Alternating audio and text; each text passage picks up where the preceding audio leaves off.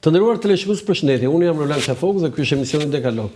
Blerina Gjulameti është deputete 3 herë e zgjedhur e Partisë Socialiste, por në zgjedhjet e 11 majit është kandidate në listën e hapur po në qarkun e Tiranës dhe betejë për të bërë deputete sigurisht është shumë e fortë se 3 herët e tjera. Për diskutuar pikërisht se si po bën fushatën zonja Gjulameti dhe ç'po ndodh në terren dhe se si do arrijë ajo të bëhet deputete, unë kam ftuar zonjën Gjulameti në emisionin tim këtu Dekalog në Dritare TV. Zonja Gjulameti, faleminderit që pranuat ftesën. Faleminderit ju për ftesën e përhershme tashmë. Si po shkon fushata? Si ju kam pritur zgjedhësit? Në pikpamjen e parë ju dukeni si politikanë e re për vetë profilin që ju përfaqësoni, por në fakt nuk keni dhe aq e re, po si u kanë pritur këtë herë? Më kanë pritur shumë mirë, me thënë drejtën. Vazhdoj që të kem takime të vazhdueshme në 104 kudo, atje ku jam dhe e caktuar si drejtuese politike. Si më kanë pritur mirë në pjesën e mikpritjes apo përqafimit të gjithë diskutimit që ne kemi për programin e mandatit tonë të 4, po aq më kanë kritikuar për gjëra që si kemi bërë aq mirë. Kështu që në këtë pjesë mendoj që kemi patur 2 element. Pjesa e parë të përgëzimeve për që kemi arritur dhe pjesën e dytë për kritika për ato që duhet bëjmë më mirë dhe për shpejtësinë të të bërit të unë shikoj që gjeta një socialist që thot pritur edhe se kemi bërë dhe gabime, po do bëj një falënderim për reklamat zonja Gjulameti dhe pastaj do bëjmë rrjedhën normale, do vazhdojmë me rrjedhën normale. Një falënderim për MoneyGram Invest, institucionin monetar që sponsorizon emisionin Dekalog këtu në Dritare TV me sloganin transfero shpejt, gjithmonë më shpejt kudo dhe kurdo. Ndërkohë Akinvest MoneyGram ka edhe një njoftim të rëndësishëm nga data 14 prill deri në 14 korrik, do të zhvilloj lojën promocionale ti që transferon në MoneyGram eja dhe fito. Për të bërë pjesë e lojës ju duhet të kryeni një dërgesë ose tërheqje në MoneyGram brenda datave 14 prill deri në 14 korrik. Pra 14 prill, 14 korrik. Me 20 korriki dhe të shorteku do të shpallen fituesit. 6 fitues fitojnë 500 euro ose 50.000 lekë të rinj për person nëse kanë kryer 1 deri në 2 transferta. 6 fitues fitojnë 500 euro ose 50.000 lekë të rinj për person nëse kanë kryer 1 ose 2 transferta. Dhe e dyta, 7 fitues fitojnë nga 1.000 euro ose 100.000 lekë të rinj për person nëse kanë kryer 3 ose më shumë transferta. Pra 7 fitues fitojnë 1.000 euro ose 100.000 lekë të rinj për person nëse kanë kryer 3 ose më shumë transferta. Bëni transferta dhe fitoni më shumë me Akinvest MoneyGram dhe faleminderit që jeni sponsori gjeneral dhe mbështesi emisionin Dekalog këtu në Dritare TV. Po më duket sikur kjo intervista do vijoj mirë pikërisht për atë që thatë që më kanë bërë dhe vrejtje. Unë aty kam qefin te këto vrejtje se këto sa të mirë jeni ju socialistët e di unë këtë. Zonja Gjulameti, ore pse do të votojnë juve për keni 3 mandate, aq sa keni ju se ty të ka rënë ti je vetëm në pushtet. Është për të thënë, pse do votojnë juve 4, nuk u ngopët? Tani më thoj za ngopët, unë them domethënë nuk ju del 3 mandate, më boll, ç'a do bënim? Është e vërtet që unë jam bërë deputete pasi kemi ardhur në pushtet, por njëkohësisht jam në Partinë Socialiste afërsisht 14 vjeçe, kam qenë për herë të parë. Wow. Kështu që besoj në vitin 94. Në angazhimin tim të parë. Qa thua, 14 vjetë janë të arsuar? Jo, kam qenë pjesë, bashkë me maman time për të qenë pjesë e të gjithë shoqërisë që ngriheshin kundër padrejtësive. Kështu që në këtë pjesë më ka rënë për pjesë të jem deputete. Ka qenë angazhuar mamaja. Po prisa tonë ajo opozita atëherë, ajo ishte opozitë, lere këtë çka keni bërë ju? Atëherë, unë vi nga një familje socialiste, po aq jam vutur një familje edhe më socialiste. Ja, prit njërë te familja jote. Mamaja jote si quhet? Mamaja ime quhet Krisanti. Tana e thonë shkurt, ka qenë angazhuar në Partinë Socialiste. Më vjen pak ky zë, sepse te Alidemi i linin socialistët e 94, nuk i linin Sheshin Skënderbej. Ja, nuk arrini. Dhe vërtet kundër nisëm së bashku, eksakt. Prandaj them, mua më ka rënë për pjesë dhe përgjegjësi shumë e madhe të bëjmë deputete në majorancë, pra kur jemi në pushtet, por kaq kam qenë angazhuar në Partinë Socialiste. Domethënë ka vojtu mamaja apo thoni juve? Edhe unë bashkë me mamaja. Jo, prit, po mamaja njerë dhe u bët deputete e bia. Po ç'a të kujtohet ajo 94? Shiko, 94 unë mbaj mend protesta e parë ka qenë pas arrestimit Fatostanës. Ajo ka qenë hera e parë që unë kam dalë. kur të gjithë njerëzit u ngritën kundër një pradritësie. Po e kuptoj këtë që ti duhet ngri. Absolutisht, kam qenë njeri që gjithmonë kam luftuar. Afërsisht. Unë jam njeri që... Nëse vajzat 14 vjeç që janë shumë të zhvilluara se djenë 14 vjeç. Ka edhe një element që ndërgjegjësimi vjen edhe me kohën, me eksperiencën e me formimin, patjetër. Por kur diçka të duket e padrejtë, daq më shumë kur prindët e tu e vuajnë padrejtësinë, ti bashkë. Pse e vuante mamaja? Se okay, ju ndiqit maman. Pse i quante mamaja? Nëse do i kthehemi tranzicionit. Do i kthehemi tranzicionit të shoqërisë shqiptare. Besoj të tërë jemi që me ardhen e demokracisë, pas përfundimit të atij sistemi, që është një sistem që ka krijuar me shumë fatkeqësi të mëdha, pati dhe një papërgjegjshmëri të politikës ku u mbyllën fabrikat, u shkatruan çdo gjë.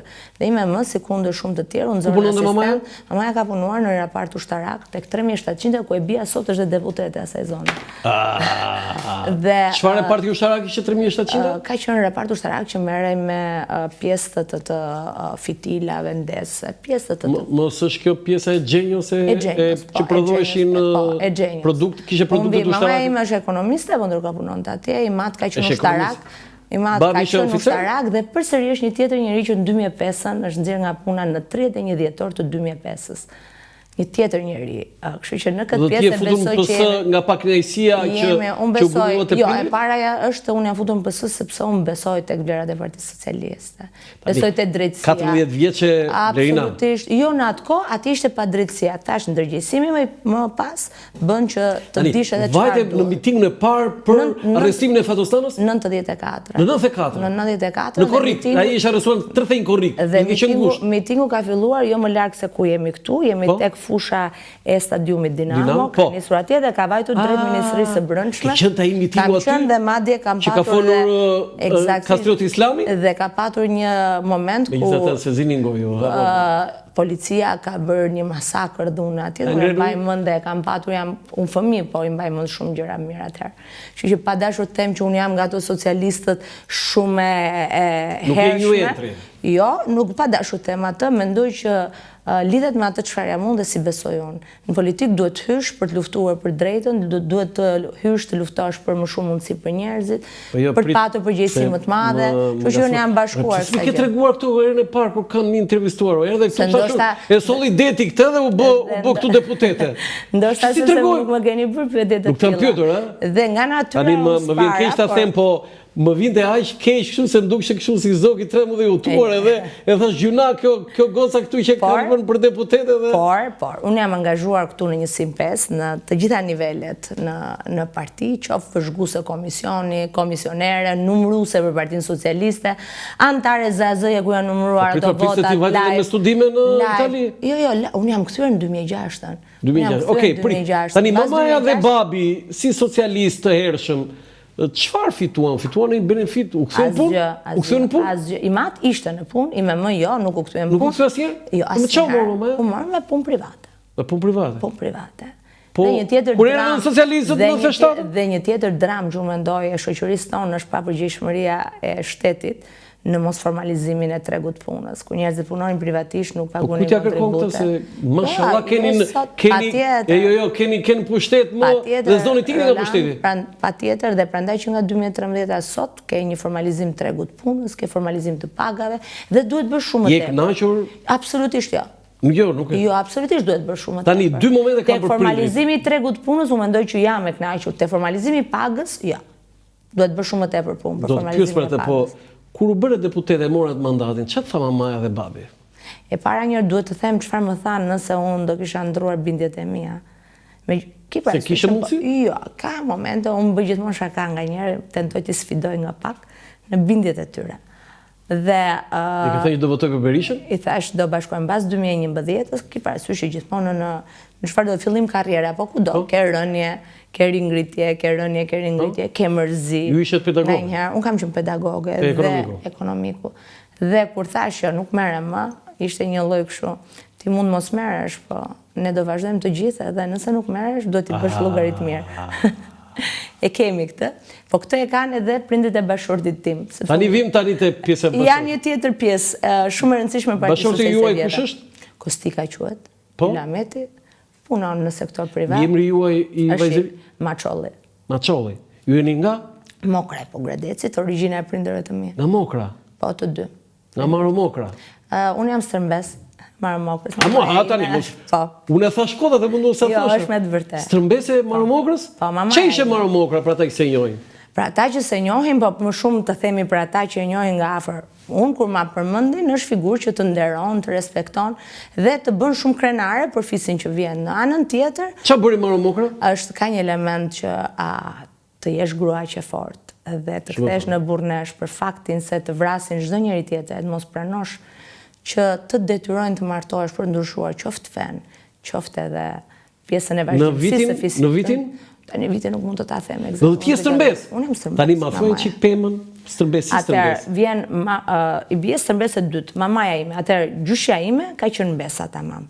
Në gjyshja jote si quhej? Vasilia. Vasilia. Ju jeni gjithë të krishterë, ortodoks. Vasilia, gjyshja jote. I biri i Maromokrës ka qenë prift, që është marrë me hapjen e gjuhëve të shkollave shqipe. Gjyshja jote më fal, ishte mbesa? Mbesa, mamaja ime stërmbesa, unë stërmbesa. Jo, ti je stërmbesa. Po pra thash, stërmbesa. Stërmbesa. Wow. Blerina Gjylameti ka zbuluar një gjë sot.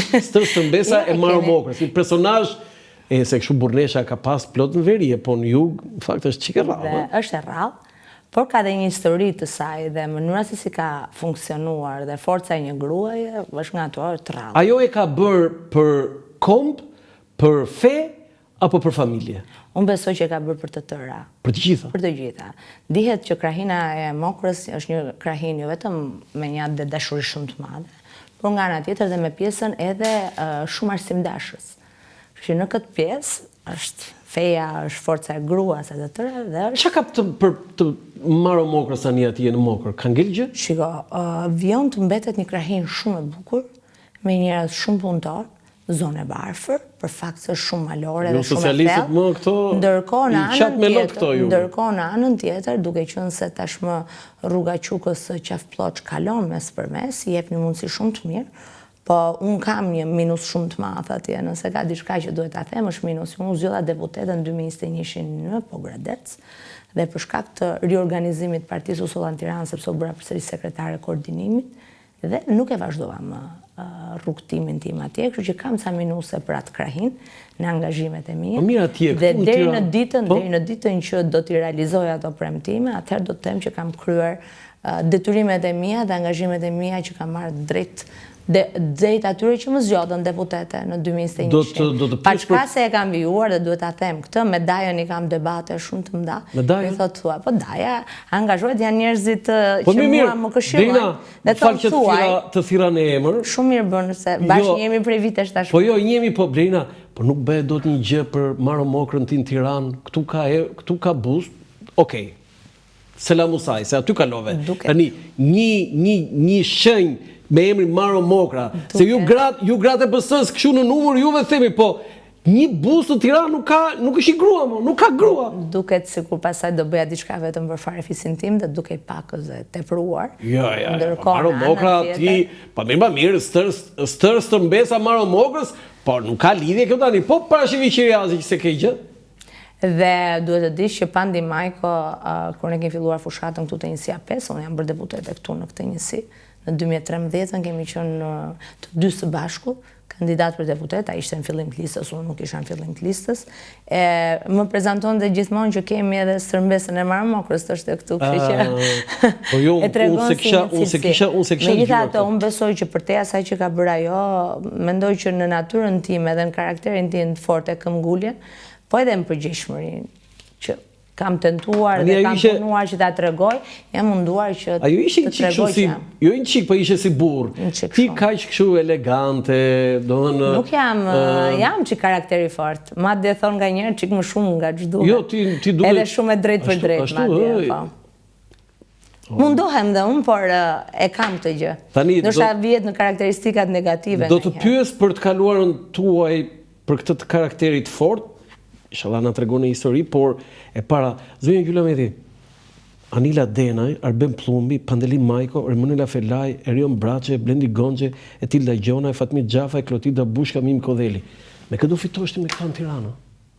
Ti i bie, thua mirupafshim politikës. Pjesë e një skuadrë shumë të madhe, me vlerat shtuar gjithë secili, ca që më kanë mirë pritur, ca që kam mikë pritur unë. Sepse po të vëshre, Partia Socialiste është një ekip dhe një kombinim figurash, profesionesh. Tre mandate në fakt nuk janë pak, ti ke këta... Disa janë pas meje, një pjesë janë para meje. Jo, mua për me rezulton këtu që janë shumë pas te më të rinj. Anila Denaj, Arben Plumbi, Vendi Gonxhe, Tilda Gjonaj, Tilda Bushka, janë më të rinj. Ta jetë përshime si deputet e remo. Jo, më nuk jam dhe qëre me gjitha të prandaj është ekip fitues Partia Socialiste, se kombinon brezat, kombinon profesionet, prejardhjen, dhe po të shikojmë lista e hapur e Tiranës është një super ekip. Por lërë ekipin me këto fitosh? Me këta, do e kem të vështirë, po jam e bindur që unë do t'ja dalë. Për një arsye të caktuar. E ke gjurë Monela Felaj, si ka thënë atë batutën e saj? Motra jemi shoqes, jemi shoqe jemi, motra si jemi. Ska aty, aty është garë. Pa tjetër gara është garë, po për mua, që në kryet herës e kam thënë, kur nuk kam pritur të isha në listë mbyllur, absolutisht. Nuk prisje? Nuk e prisja fare. Për mua do ishte surprizë kundërta. Jo. Prisja të isha në listë hapur. Sepse nga mënyra se si do ndërtohej lista e Tiranës dhe për njeri si puna jeme që ka mbajtur disa detyra drejtuese në parti, logjika e listës qëndronte pikërisht që ne që kemi vite, që kemi përfituar nga emri Partisë Socialiste, kemi krijuar një network. Ti ke përfituar? Absolutisht po. Çka ke përfituar? Unë jam njeri që kam patur nderin dhe privilegjin e madh të drejtoj Partisë Socialiste për Tiranën. Kështu që të isha drejtuese politike e Tiranës, sekretare koordinimit elektoral, një detyrë. Problemi çka ke bërë për Tiranën, zonja Gjulamedi? Absolutisht kam bërë shumë. Në parti kam qenë drejtuese dhe kam patur privilegj shumë të madh që drejtoj. Për çka krenohesh ti që ke bërë në këto 12 vjet si deputet? Në 12 vite kam një sërnisma që jam angazhuar qoftë personalisht, qoftë pjesë e ekipit Partisë Socialiste. Unë jam nga ato që kam qenë pjesë e programit të Partisë Socialiste për ekonominë, që nga pjesa e taksimit progresiv. Jam e bindur që duhet të ketë taksim të drejtë. Taksa e shesh, shpeshherë dëgjoj dhe kolegët e mi sot opozitarë që thonë taksa e shesh është më e drejtë se sa taksa progresive, ndërkohë është tërësisht e kundërta. Një njeri që merr një pagë minimale sot ka 40.000 lekë dhe nëse do të kishte taksën e shesh do paguante 4.000 lekë, do hiqej nga buxheti familjar, do i shkonin shtetit. Ndërkohë me taksën progresive që kemi ne është zero. Vazhdojmë tutje, do shkoj paga minimale 500 në fillim të vitit tjetër. Prap ne vazhdojmë, do shikojmë përjashtimin për ato pjesën që janë me paga të ulta dhe sa më shumë rritet paga, aq më shumë duhet të paguash. Po përtej të gjitha, pra ky është një element, ka shumë elementë të tjerë që lidhet me pjesën e fuqizimit ekonomik të gruas. Unë vazhdojmë tutje me pjesën e shëndetësisë, pavarësisht debateve, kritikave, dhe u a thashë në kryetare. Ti e kënaqur me të gjitha këto? Jo, prandaj thash, unë i mirëpres të gjithë kritikat pozitive. Përkundrazi, besoj që te kritikat kupton që çfarë nuk e bër mirë, çfarë duhet bësh më mirë, dhe në anën tjetër kupton edhe një gjë që është shumë e rëndësishme. Pritshmëria e njerëzve te Partia Socialiste është shumë e lartë, që të thotë që ne jemi të duhurit për ta bërë këtë vend. Për këtë gjë e shoh në dy aspekte. Zoj, keni disa fakte që janë kundra jush. 1 milion shqiptar kanë ikur kur ju jeni në pushtet.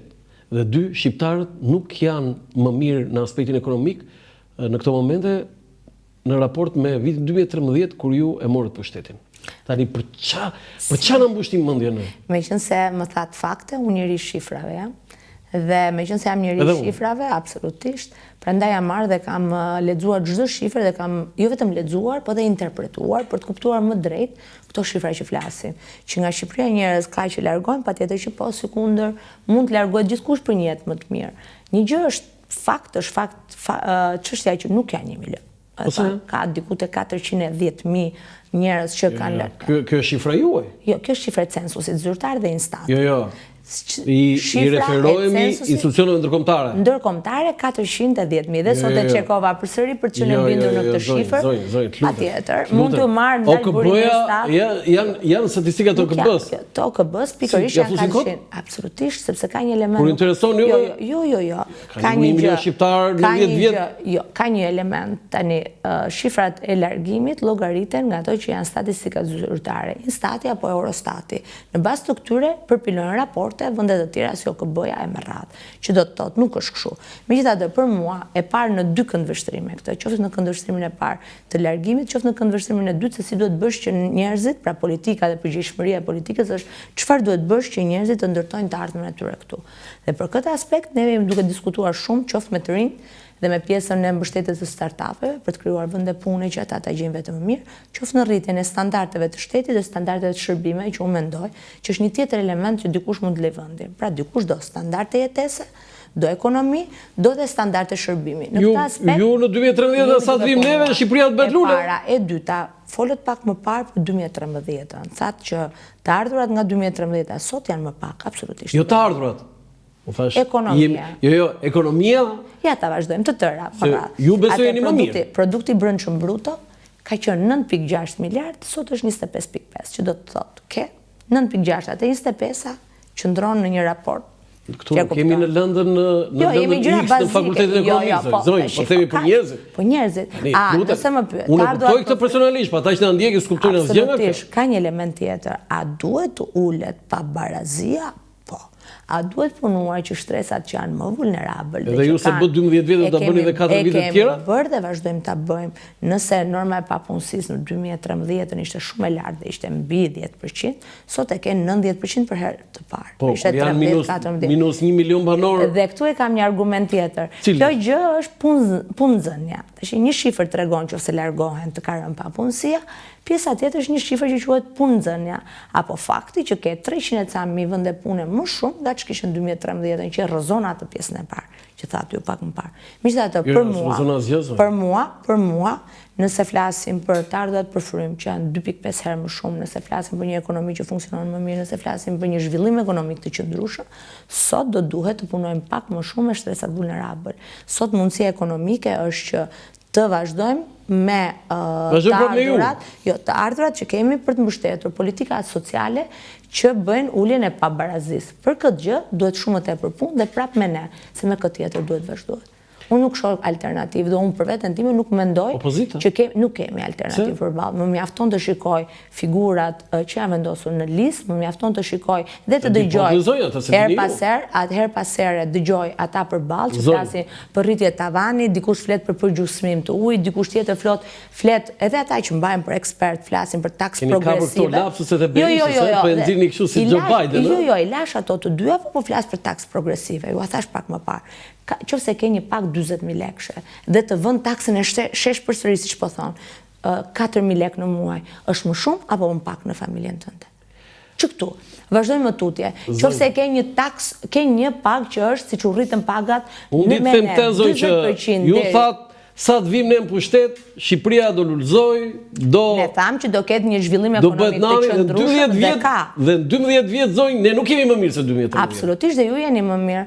Patjetër, profesionalisht, sepse pagat kanë ndryshuar. Profesionalisht, s'ma ka bërë qeveria, mua, kam bërë vetëm. Po, e flas në këtë aspekt, më dëgjoj. Pagat kanë ndryshuar, pagat kanë qeveria.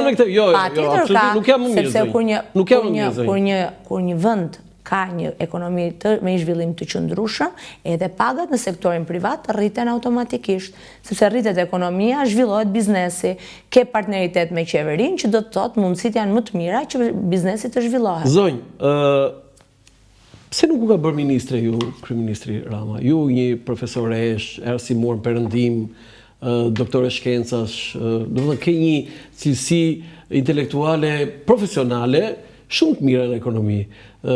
Ja thosha me humor, po doli e vërtet milva ekonomit. Nuk gjetën socialistët një që kishë mbaruar për ekonomik dhe specializohesh në anglisht, po një që kishë mbaruar për anglisht specializohesh për ekonomi dhe nuk keni vetëm ju dhe zonja ekonomi, edhe Mimiko Dheli dhe zonja tjera të nderuara, apo dhe zotrinj.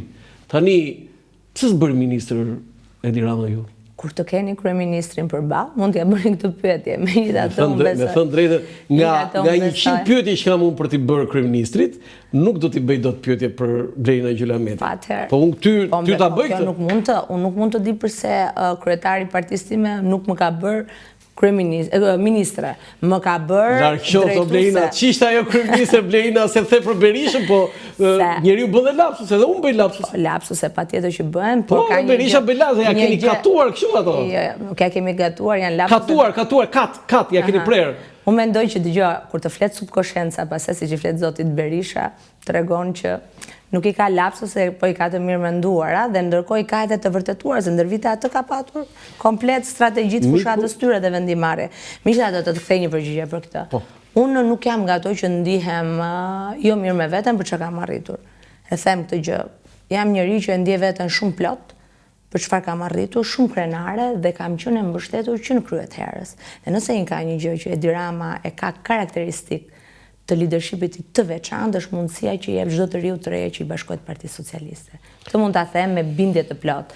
Mjafton të shikosh se si shumë prej nesh janë bashkuar 2012 unë direkt bëra pjesë e grupit punës për programin ekonomik, automatikisht kalova në pjesën e ngjitjes karrierës edhe në parti, duke bërë kryetare e forumit gruas, më tuti akoma mu dha përgjegjësia shumë e madhe për të qenë deputete dhe privilegji shumë i madh njëkohësisht, e më tuti gjithë karrierën dhe besoj që unë ndihem shumë e vlerësuar nga kryetari i partisë, të themi të drejtën. Patjetër, njeriu mund të ketë objektiv që të jetë në pjesë e qeverisë, se nuk mund ta them që s'dua, por ndërkohë në anën tjetër nuk ndihem jo e vlerësuar.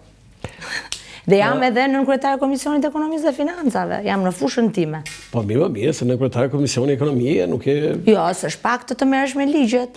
Edhe të shikosh se si këto ligje që harton nesër pas nesër do implementohen në territor, se i shikoj për ditë, unë jam në njësi që është një Shqipëri e vogël. Do të pyes për atë, miku juaj Erion Veliaj, sepse kështu e keni edhe artikuluar publikisht, ndodhet në qeli, sa ju krijon probleme në këtë fushat, sepse ai ka qenë drejtuesi i qarkut të Tiranës dhe ka një bilans politik shumë të mirë me 60.000 vota diferencë, nuk është fitore pak.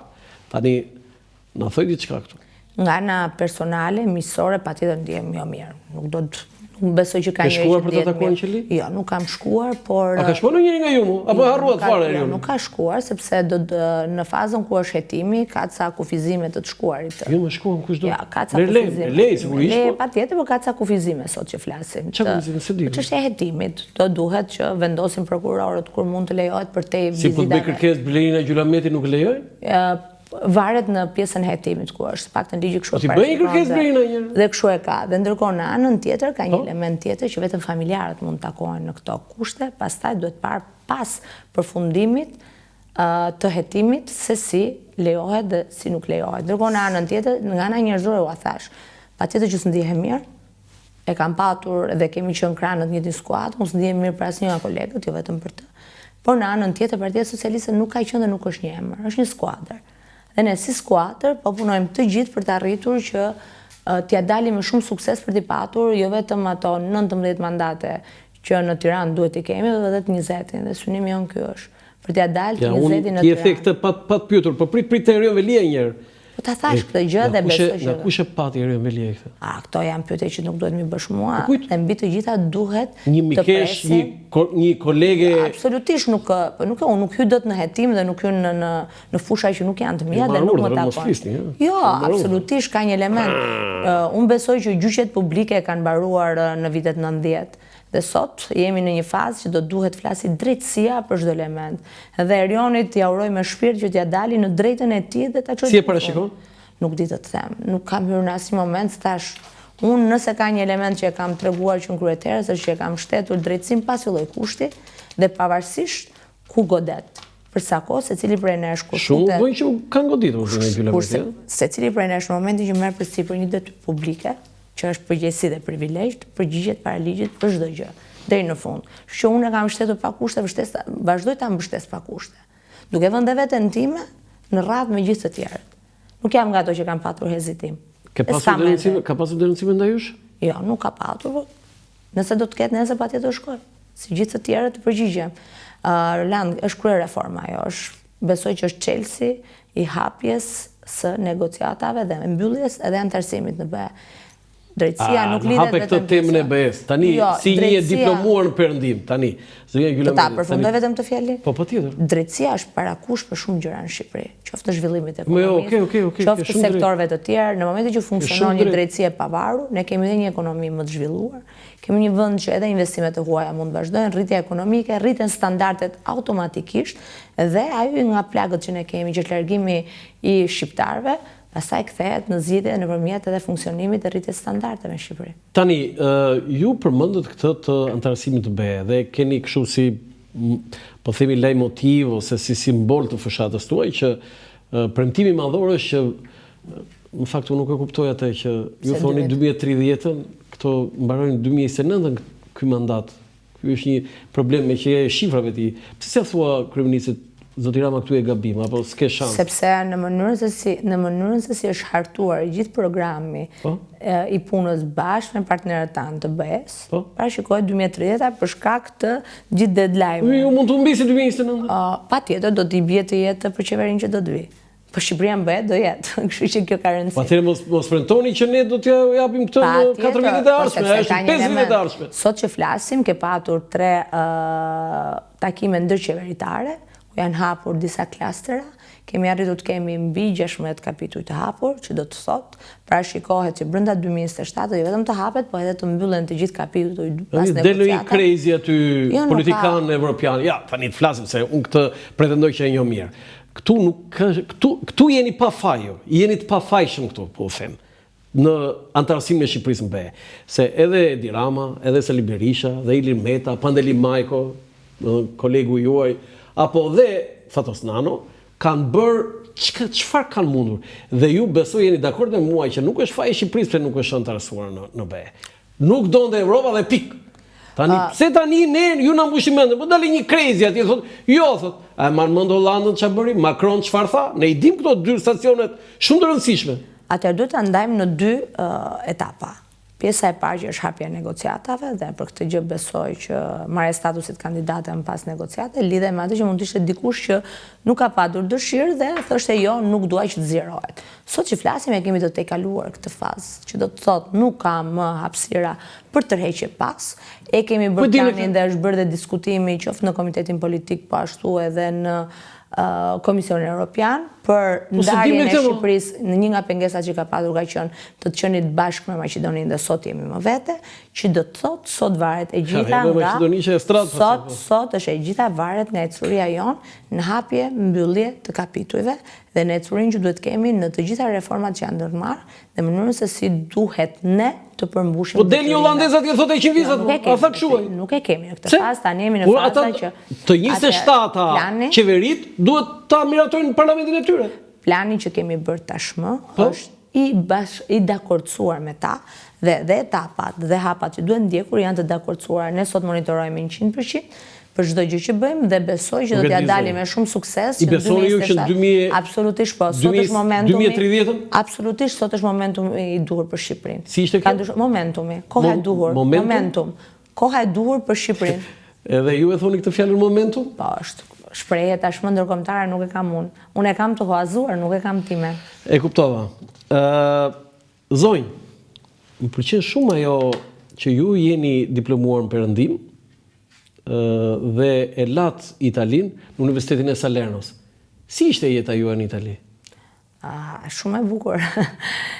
Të lije Shqipërinë në 98, një Shqipëri tërësisht e zezë. Mbarova gjimnazin në Feteto?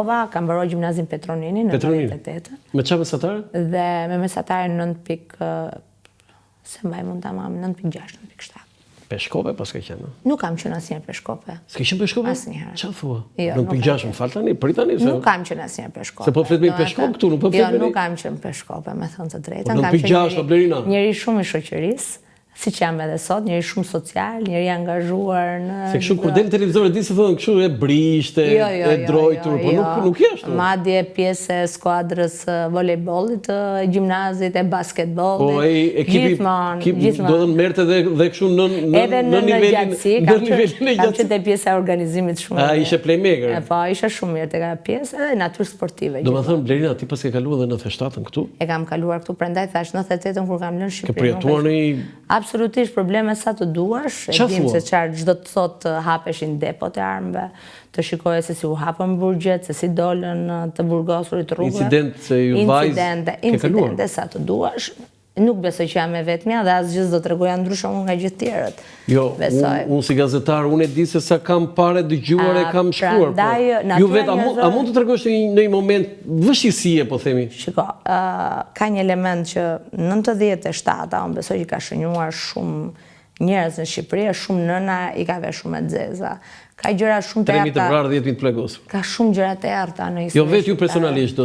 Jo, histori shqiptare ka kaq shumë njolla të errta sa mirë që natyra njerëzore se vajzë në feshtatë mirë. Ka qenë e vështirë, unë kam ndruar shtëpinë atë kohë edhe në lagjen e re që vajta nuk njehesha, vajta tek pjesa e xhamllikut, tek posëm saktë për farma, edhe nuk njeheshim, kështu që ishte shumë e vështirë. Edhe kam patur incidente me njerëz që sa kishin dalë nga burgu. Por thuhet ndaluar rrugë? Po, patjetër, po ka dhe një element që me sa duket kur je i ri nuk i merr parasysh rrisjet çfarë. Tani që je kthyer. Jam kthyer, po natyr çik çapkën edhe çuni, por ndërkohë rreziqet nuk i merr përsipër. Je kthyer një krimineli? Po as e dia çfarë ishte, se po ta dia dhe unë do isha larguar. Po kjo është akoma më. Prandaj thonë që me adoleshencën njeriu shumë gjëra nuk i kupton rrisjet. I bie ke 17 vjeçë? 17 vjeçë. Çfarë thua? Dhe ju shkuat për studime në Salerno? Në Salerno. Po pse atje në Salerno? Sepse unë kam vajtur me studime me bashkëshortin tim aktual, atëherë shok klase. Kemi qenë të dy. I qenë dashuruar që në gjimnaz? Po, gjimnaz, shok klase dhe komshi. Dhe komshi? Po. Oho, ju qenë një këshu? Prindrit e ti kishin bashkëpunime, biznesi, me ca mishë të tyre në Salerno, kemi mbajtur atje. Edhe atje kam patur një familje që janë si familja ime e dytë, për të dy ne, miqë shumë të mirë. Jetonit jo në konvikt? Jo, ne kemi jetuar në shtëpi me qëra, por ndërkohë, ata e kishim shtëpinë tonë të dytë. Ju ishit të dy studentë? Të dy studentë. Po pasi në kaluar kështu... Kemi një histori nga ato të rallat, që kur ndodh njërë në jetë, kur gjem partnerin e duhur, dhe shokun e jetës, është për të jetë. E kishen klasë? Klasë, gjimnaz. I the ti si çapkënë, se mos i ke thënë ti? Është gjithmonë një debat i hapur ky, ai mua apo unë aty. Po jam na thon diçka tani. Është gjithmonë debat i hapur, ai mua apo unë aty. Gjithmonë e kemi këtë. Ai thotë që kam qenë unë them ka qenë ai. Kështu që... Jo, ai ka të drejtë. Se di këtë gjë. Megjithatë, sido që të jetë, besoj që kushdo ka qenë i pari ka bërë gjën e duhur. Çfarë viti? Jemi lidhur bashkë. Jemi lidhur në fund të 96, fillim 97. Jo, domethënë vit parë? Jo, viti 2. Viti 2? Fund viti 2. Shumë të vegjël. Shumë të rinj. Jo të rinj, më të vegjël. Po e di, po tash ndodh në jetë dashuria. Po 16 vjet. Po nuk është. Ore 16 vjet që ti në rregull, po edhe burri. Po nuk është një gjë, ai ishte pak më i madh. Nuk është një gjë që është me buton, nuk është me buton dashuria. E ke djalin 17 vjet, sot e imagjino djalin tënd sot me një krah. Nuk e mendoj. Nuk e mendoj fare. Mendoj që ne kemi qenë në një rini apo në një adoleshencë komplet ndryshe nga kjo jona sot. E diskutojmë gjithmonë me miqtan për se si e kemi patur jetën ne dhe në kavalkarin e kujt dekade apo krizet apo problemi kaq të madh shoqërisë shqiptare ne kemi kaluar dhe kemi kaluar shumë. Sa vjet kemi bashkëshortin? I kemi humbur llogarit. Ishte atë, besoj që kur jemi lidhur i bie vitin tjetër mbushim afërsisht 30 vjet. 30 vjet. Si ka qenë to 30 vjet? Nuk ke mërzitur ndonjëherë, nuk ke lodhur, nuk ke... Nuk besoj që ka njëri në këtë botë që nuk mërzitet. Apo. E rëndësishme është kë ke përballë dhe sa e ke atë pjesë të shpirtit. Cila është baza që të ka mbajtur gjithmonë? E ka mbajtur. Jemi dy miq shumë të mirë, partner jete, kështu që për këtë gjë krahu im më i madh që kam patur në jetë. Edhe në gjithë ato sfidat që kam kaluar unë. Do të pyes për ato sfidat, po në orë të mësimit aty në gjimnaz, atje në universitet e kuptojnë që i tregonte kush ka dhënë më shumë kopje njëri tjetrit. Vetëm të se kemi bërë kurrë. Më tani mos. Po jo, si ke thënë ti. Jo, un kam një element. Nuk di të kopjoj. Un, të njëjtën gjë nuk di të japë. Jo, zësit e mirë nuk di të kopjoj. Okej. S'kam ditur. Atëre, kush e ka ndihmuar çik më shumë tjetrin?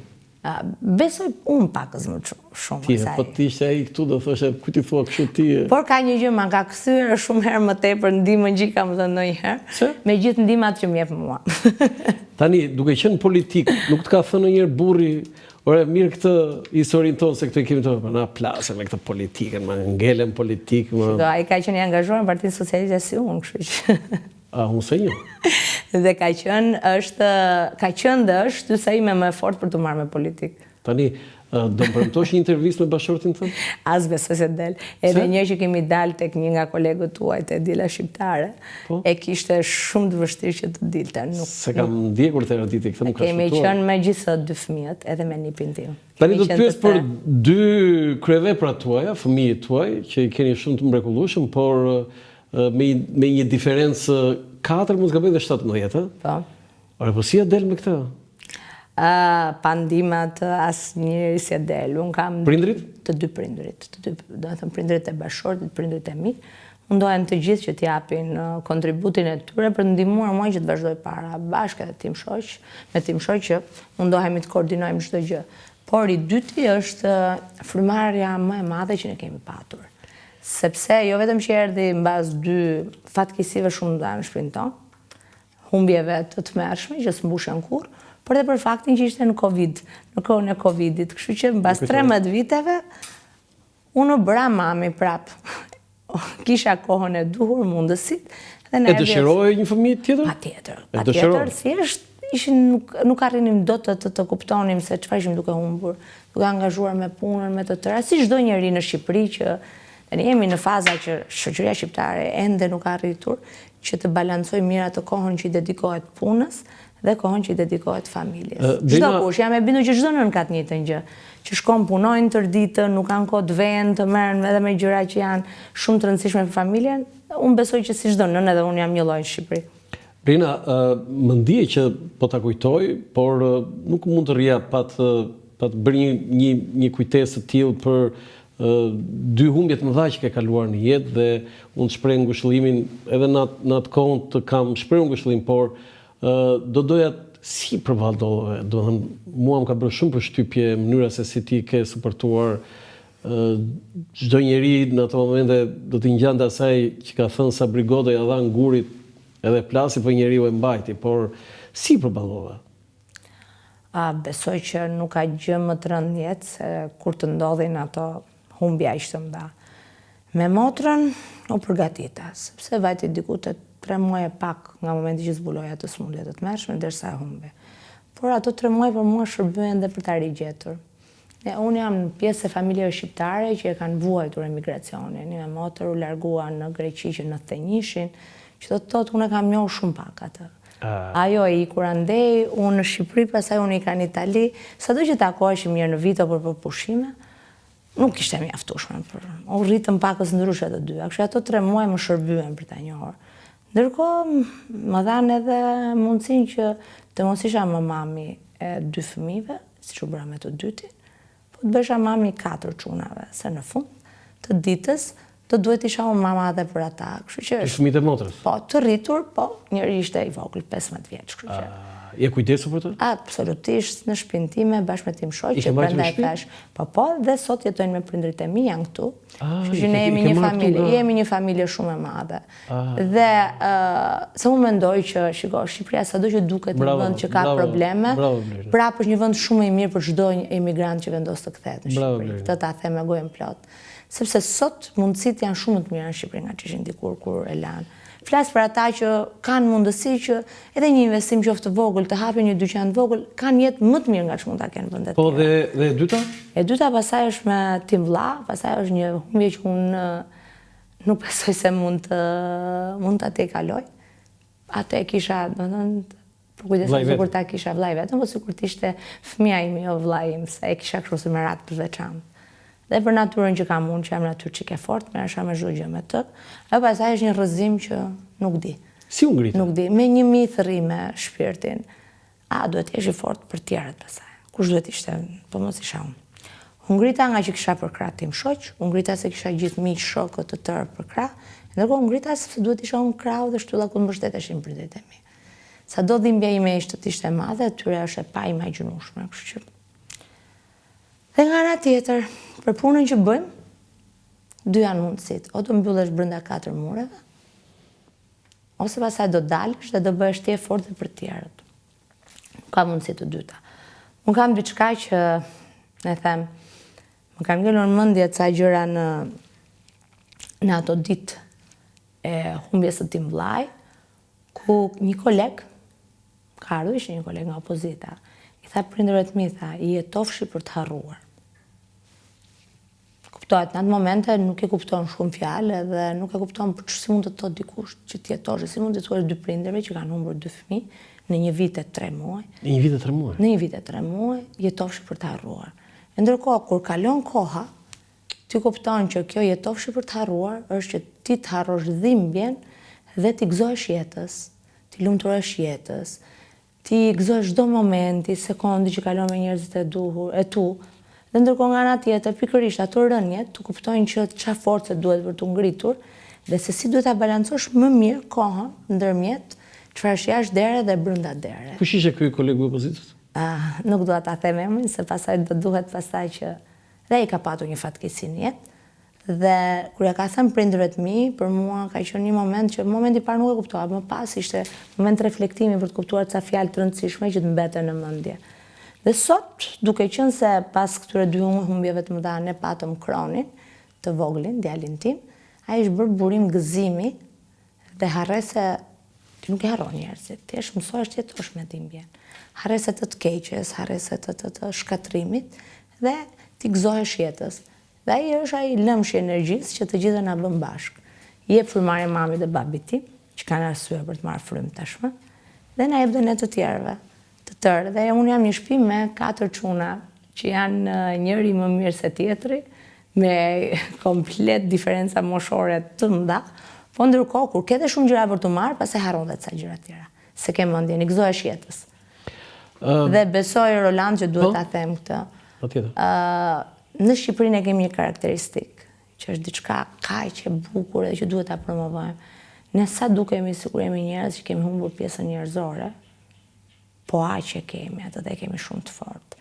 Ne për njëri tjetrin bëhemi shumë shqiptarë. Te thua mbas dy dhimbjeve që ke kaluar apo E kam thënë gjithmonë. E them këtë gjë. Unë tek njerëzit shoh më shumë të mirën se të keqen. Ndoshta shihet dhe si mangësi kjo. Shoh gjithmonë gjën e mirë. Ne kemi atë gjë. Ne jemi njerëz që jemi shumë solidarë me njëri tjetrin. Në fatkeqësi bëhemi bashkë. Po pse politika është kaq e ashpër pasaj zonja Gjulameti? Nuk e di pse. Edhe ti s'ke shpëtuar. Jo, nuk besoj. Unë besoj që ne kur ndizen dritat bëhemi më të ashpër. Prandaj dhe politika duhet të jetë më e mirë, sepse po të shikosh debatet tona kur nuk ka kamera janë shumë herë më të mira. Dhe shumë më cilësore dhe shumë më tepër në funksion të njerëzve. Është një poet kroat, Kërlezha, ka 2 vargje lapidar. Kur na hanin Ballkan fiken dritat, bujtësit nxjerrin fikat. Se më ngasmoj me këtë të dritave. Po. Kur na hanin Ballkan fiken dritat, bujtësit nxjerrin fikat. Kështu që unë besoj që në ka gjë që ne duhet na bëj bashkë, të gjithë anët e politikës, se dikush është që të kujtojmë që jemi shqiptarë. Po, dhe sot, tu së të ndihmoj dot se... Këtë sot, jo, unë e kam... është shumë e egër politika, po jo... Unë e kam timen, vazhdoj ta kem, kur dalim jashtë vendit, e si mos kur flasim me të huaj, gjuha më e bukur që duhet flasim, është gjuha e adet dashurisë, mendoj. Kur ke qenë në Salerno-Operë të fundit? Salerno-Operë të fundit kam kaluar më shumë se sa 2 vite. 2 vite. Të merr malli edhe? Më merr malli, absolutisht, është vend shumë i bukur. Po unë me italian punoj, duke qenë se drejtoja të delegacionin tonë Këshill të Evropës dhe jam nënkryetare, atje kemi një delegacion italian. Kam dhe miq nga... Atje flet anglisht, atje flet italisht. Me ata flas italisht. Por ndërkohë, ta thash pak më parë, gjuha më e bukur do të jetë gjuha e adet dashurisë për mua. Të kemi debate sa dua me njëri tjetrin, po duhet të kemi pa drita dhe pa kamera. Kur dalim jashtë Shqipërisë, duhet flasim shumë tepër mirë për Shqipërinë. Promovimi i Shqipërisë vetëm mirë na. Dhe ju socialistët në opozitë keni bërë. Nuk thash unë me këtë që të opozitës. Nuk thash, unë thash ne si politikanë. Ke ndryshuar, je maturuar këtë drejtim. Jo, s'kam qenë asnjëherë kështu unë, asnjëherë. Po të vëshre dhe debatet e mia dhe në opozitë dhe debatet e mia, kam tentuar, se asnjëri nuk shpëton dhe nga gabimet, por kam tentuar gjithmonë që t'jem konstruktive në atë që flas. Zonja Gjulameti, më bëj një vërejtje për kryeministin Rama. Cila është gabimi? Se kështu me 5 sy e dimë që tërë ashtu thoni, po një vërejtje, një gabim? Atë që thash pak më parë, keq kuptimi kur t'jep mundësinë. Se kuptova këtë, ma thoj pak në Shqip? Të gjithë ka një moment, dhe nëse ka njëri që ua krijon këtë moment, në Partinë Socialiste ai e ka këtë karakteristikë, thash mundësinë. Pastaj të tjerët kur marrin mundësinë e keq kuptojnë. Kështu që në këtë pjesë unë mendoj që dhënia e mundësisë patjetër është mirë, por pjesa tjetër është duhet parë. Kjo s'është vërejtje, zonjë? Jo, është vërejtje, sepse duhet parë se sa një mundësi kthehet pastaj në një avantazh, apo kthehet mbrapsht në kontribute shumë të mëdha. Shiko ç'a bëhet, zonjë? E shikon? Mendoj që secili prej nesh kur t'jepet mundësi duhet ta përflesh më shumë. Jo, kjo nuk është vërejtje. Po nuk është vërejtje, se kjo mëngjes ato vërejtje që bënin në Enverogës, që shoku Enver kam një vërejtje për ty, duhet kujdesesh më shumë për shëndetin. Jo, këtë nuk e thash gjë tjetër. Që mundësia e përmenda. Ku jepet mundësia duhet parë se sa kthehet mundësia pasaj në kontribut ndaj atyre për të cilën je aty. Në qoftë se nuk do bësh deputete, ç'do bësh? Unë besoj që do bëhem. Dhe mendoj që nga ajo takimet që unë kam terren me njerëzit, deri më detyrohem njëri që nuk i shkëpus kontaktet, nuk është se i kam shkëput ndonjëherë. Tani ke zona të çuditshme. Allia Pesa, domethënë te 5 maj, që është nga një fatkeqësi ka lënë një mundësi shumë e mirë zhvillimi, është bregu i lumit, është Alliasi, sepse nga tërmeti aty po ndërtohet një nga lagjet më të bukura që do ketë Tirana.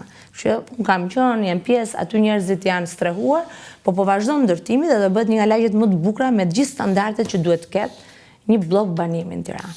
Dhe pasaj kemi Alliasi, kemi 3700-ën, kemi pjesën e Kino Studios, Shkollën e Bashkuar, Oxhakun, deri tek Fresku, dhe janë një lloj, është një Shqipëri e vogël, një si a 4. Duke i takuar ata, ndjedhin çik pulsin e njerëzve, për thash, për çfarë gjërash bëjmë mirë, çfarë duhet bëjmë më mirë dhe kritikat konstruktive, çfarë duhet ndryshojmë. Unë votoj në Tiranë. Pse unë duhet votoj ty?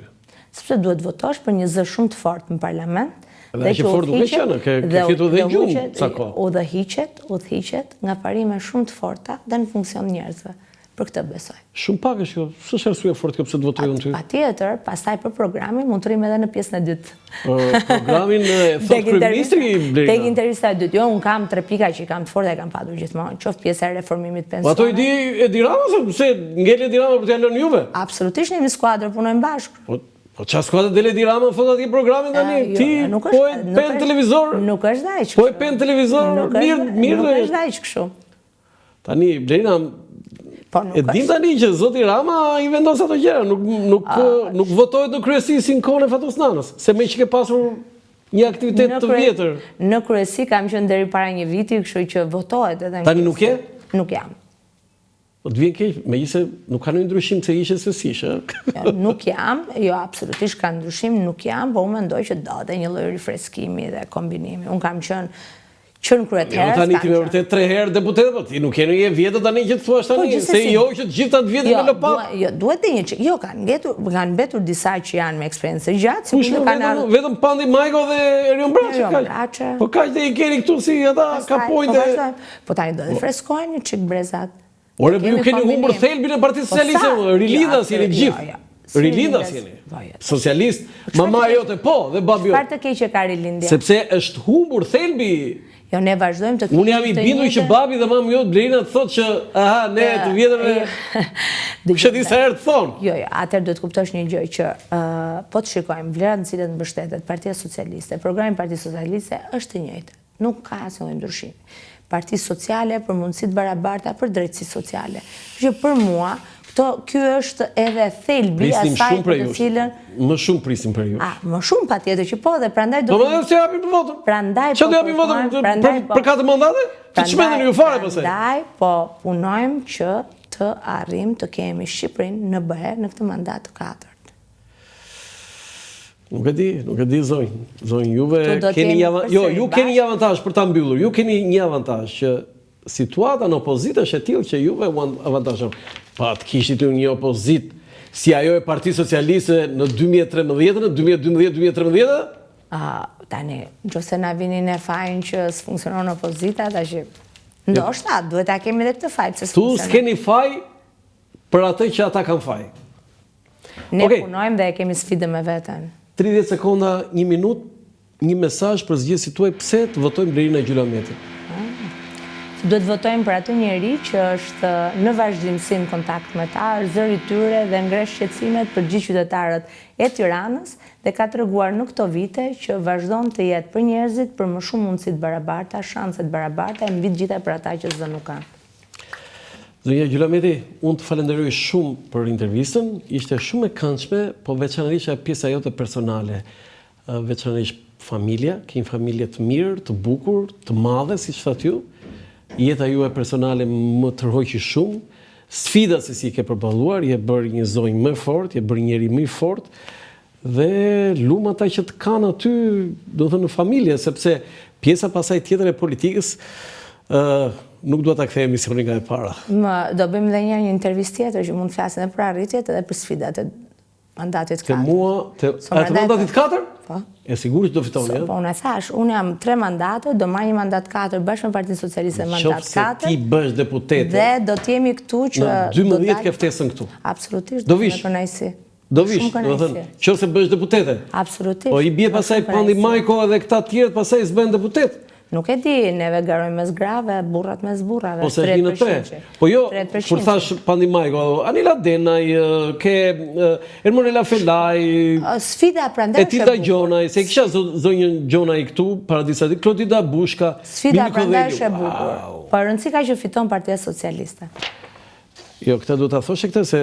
Sepse unë jam socialiste, prandaj thash, unë përsakon ndaj dy datë nuk e dija që ti ishe kaq socialiste në rrënjë, do dhe në trashëgimin familjar, nuk e dija. Ka qenë surprizë për ca kolegë të mit. Me vërtet? Po patjetër. Jo, unë u habita. Megjithatë në këtë zonë ku ne jemi e din që familjet e mia janë socialiste prej gjithmonë. Përshëndeti prindit nga ana ime dhe unë ju përshëndes sepse produkti juaj ka vazhduar aty ku e keni lënë ju, pavarësisht se ka sa deviacione kështu nga socialist në rilindase. Ja, objektivi është i njëjtë.